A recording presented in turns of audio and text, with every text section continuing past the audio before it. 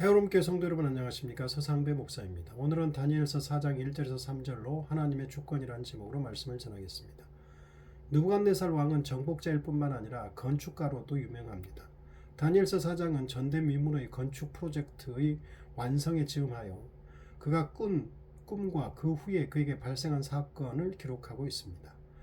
다니엘서 4장에서 그는 땅의 중앙에 높이 버티고 서 있는 큰 나무로 상징되고 있습니다. 2장에서의 꿈이 제국들의 역사를 다루고 있고 4장에서의 꿈은 세상에서 큰 나무 같은 가장 강력한 개인의 운명을 다루고 있습니다. 물론 제국과 이런 개인은 서로 밀접하게 연관되어 있습니다. 하나님은 세상 나라들 뿐만 아니라 개인의 운명도 주관하시는 분임을 보여주는 꿈입니다. 이러한 꿈을 통해 포로로 잡혀가 고생하는 하나님의 백성들에게는 위로와 소망의 메시지가 됩니다. 4장의 주제는 크게 두 가지인데, 첫째, 여호와의 주권에 대한 강조입니다. 이는 다니엘서 전체를 관통하는 주제이기도 합니다. 여호와는 세상의 가장 큰 나라와 사람을 당신의 뜻대로 다스리시는 분이라는 것입니다. 둘째, 하나님의 주권이 행사되는 방식에 관한 것으로 주관자이신 하나님은 교만한 자를 낮추시고 겸손한 자를 일으키신다는 것입니다. 느부갓네살이 결국 여호와 앞에서 낮아져서 그분의 주권을 인정하게 된다는 것입니다. 첫 번째, 느부갓네살의 찬양을 통한 놀라운 간증 1에서 3절. 느부갓네살은 여호와를 찬양함으로 자신의 개인적인 체험을 자기의 제국 백성들에게 간증하고자 합니다. 그는 자신의 일시적인 인간적인 통치와 대조적으로 하나님의 영원한 통치를 찬양합니다. 그의 찬양은 마지막 결론에서도 나타나는데, 이는 그가 받은 영적인 충격이 얼마나 컸던가를 보여주고 있습니다. 두 번째, 느부갓네살은 자신이 꾼 꿈을 해석하라고 바벨론의 지혜자들과 다니엘을 소환합니다. 4절에서 27절. 왕은 국가적으로나 개인적으로 태평성대를 구가할 때 두려운 꿈을 꾸었습니다. 왕은 불길한 꿈을 꾸고 두려움과 번민에 빠졌습니다. 바벨론의 지혜자들을 불러 자신이 꾼 꿈의 내용을 이번에는 알리고 해석할 것을 명령했지만 그들은 실패했습니다. 그리고 다니엘을 불러서 꿈의 내용을 알려주고 해석해 줄 것을 명령했습니다. 꿈의 내용은 다음과 같습니다. 땅 한가운데 큰 나무 하나가 서 있었습니다. 그 나무는 더 커지더니 하늘까지 다 맞닿을 만큼 엄청나게 큰 나무가 되어 하늘 아래 사는 사람이라면 누구라도 그 나무를 볼 수 있었습니다. 잎사귀는 너무나 아름다웠고 그 열매는 세상 사람들이 모두 먹고도 남을 정도로 많이 열려 있었습니다. 들짐승도 그 나무 그늘 아래서 편히 쉬었고 날짐승도 둥지를 틀었습니다. 살아 움직이는 것이라면 무엇이든 그 나무의 열매를 따먹고 살았습니다.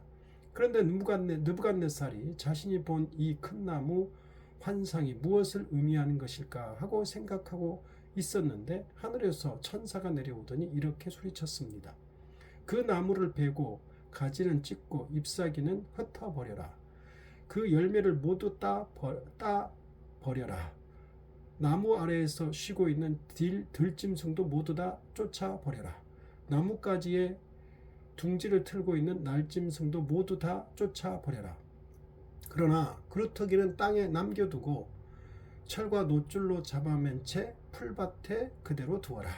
이 사람이 하늘의 이슬을 맞고 땅의 식물 가운데서 짐승과 함께 살게 하라. 그가 7년 동안 사람의 마음을 갖지 않고 짐승의 마음을 갖게 될 것이다.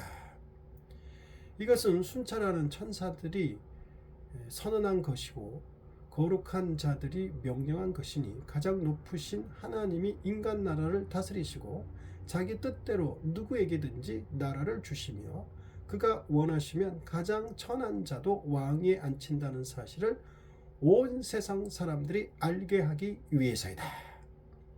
느부갓네살은 다니엘에게 이렇게 꿈의 내용을 말해주고 해석해달라고 명령했습니다.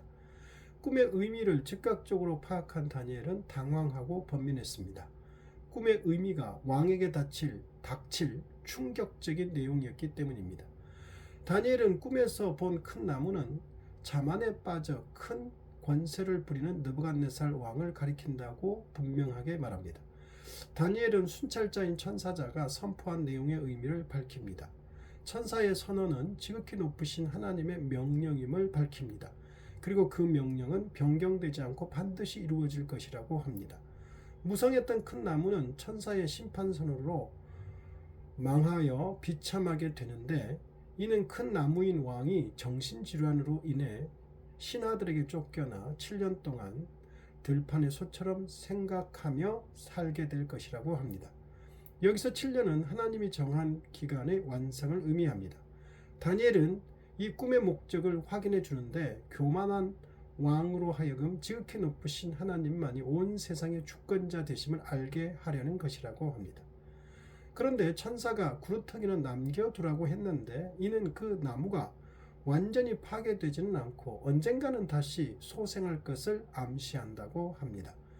다니엘은 꿈을 해석하는 것만으로 그치지 않고 왕에게 회개할 것을 권고합니다. 다니엘이 권한 회개의 방법은 공의와 인자의 시행입니다. 왕으로서 공의와 인자를 시행하는 행동으로 하나님께 대한 믿음과 순종을 통해 회개하라는 것입니다. 세 번째, 꿈이 이루어집니다. 28절에서 33절. 왕은 자기가 꾼 꿈이 그대로 이루어진 사실을 천명한 후에 구체적으로 어떻게 이루어졌는가를 상술합니다. 왕은 3인칭으로 기술하며 자신이 겪은 일의 진실성을 객관적으로 말합니다. 왕이 왕궁을 거닐면서 스스로 이룬 업적을 감탄할 때에 그 말이 입에서 떨어지기가 무섭게 하늘에서 심판의 음성이 들렸다고 합니다. 그 심판의 내용은 바벨론 제국도 그 힘도 이제는 모두 끝장났고, 왕은 정신질환으로 인해 왕위에서 쫓겨나 7년 동안 소처럼 풀을 뜯어먹고 살게 될 것이며, 그로 인해 하나님의 주권을 깨닫게 될 것이라고 합니다. 이 말씀은 곧바로 이루어졌습니다. 정신질환에 걸린 왕은 아마 궁정 내의 정원을 거처로 삼았을 것입니다. 네 번째 결론, 느부갓네살의 회복이 이루어집니다. 34절에서 37절. 하나님이 정한 기한이 갔을 때에 느부갓네살 왕이 하늘을 우러러 바라본 것은 그가 지극히 높으신 하나님의 주권을 인정했다는 것을 의미합니다. 그가 정신을 차린 후 처음으로 한 일은 여호와를 찬양하는 것이었습니다. 그는 지극히 높으신 하나님의 전능하심을 찬양하고 잃었던 모든 것을 다시 회복합니다. 왕은 공적인 신앙 고백과 경배로 자신의 글을 끝맺었습니다. 기도하겠습니다. 하나님 아버지, 이 세상의 모든 나라들을 하나님께서 통치하시고 이 세상의 모든 왕들도 버리시기도 하고 세우시기도 하십니다.